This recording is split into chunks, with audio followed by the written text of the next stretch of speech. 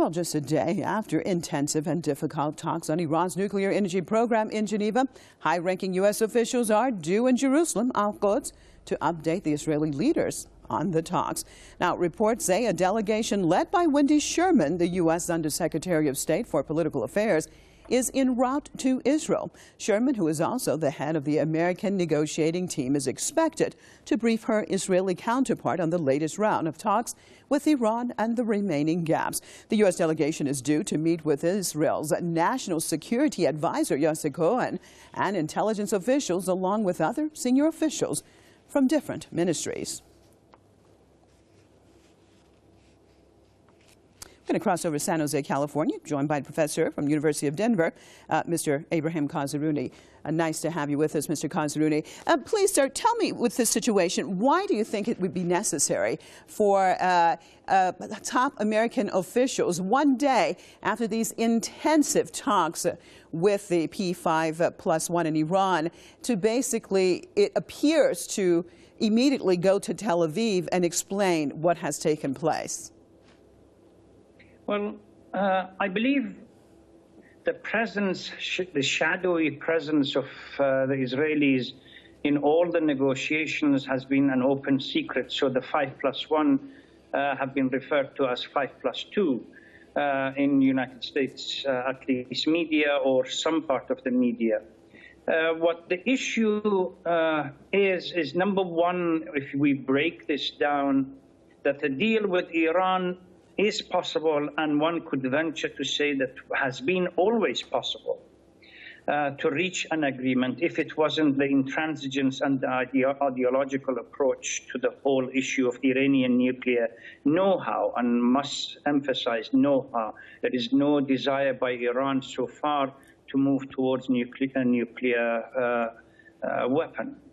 As far as the second issue, again, it's not a secret. The relationship and the effect or the control or the power of the Zionist lobbies in the United States, particularly in Congress. And I don't believe Sherman's visit to Tel Aviv or anywhere else is a new issue. Every round of negotiations, either United States representative has gone to the occupied territories, or the Zionist representative has come to Washington. So that's nothing there. What is of concern is the new role of the French in this equation, which I believe one has to look at the balance of power in EU rather than anywhere else. Even as you indicated earlier, the British Foreign Secretary clearly indicated that the deal is on the table and it is possible to reach if there is a slight different approach to the whole thing, and the United States steps away from this the Israeli or the Zionist understanding that they should somehow they should have the monopoly of the nuclear technology in the region.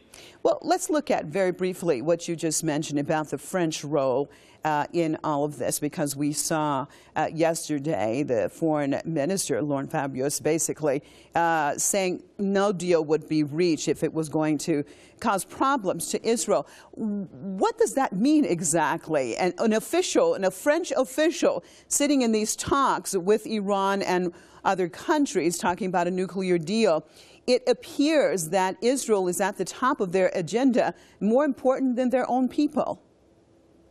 Yes, I totally agree. It has been there right from the beginning, and this was the position of the United States. It's clear that the Israelis or the Zionists, they would like Iran nothing short of a complete Iranian capitulation in this negotiation, that everything has to stop, which ultimately gives them the right. As far as your question vis-a-vis the role of France in this, the new balance of power, I believe during the past, at least with the occupation or the attack on Libya, the French government, they are trying to somehow become the new U.S. surrogate power in the region instead of Britain, or the role that British used to play, being too close to the US. And I don't believe that this is a unique position or a new position. It indicates that once we have accepted that the EU doesn't have an independent foreign policy, it's the inability or lack of desire by the US to go ahead with an agreement due to what we call internal conflict. Okay. But the French become the face rather than the French being the primary reason. All right. Well, thank you so much for being with us out of San Jose. Professor, University of Denver, Ibrahim Kazerouni.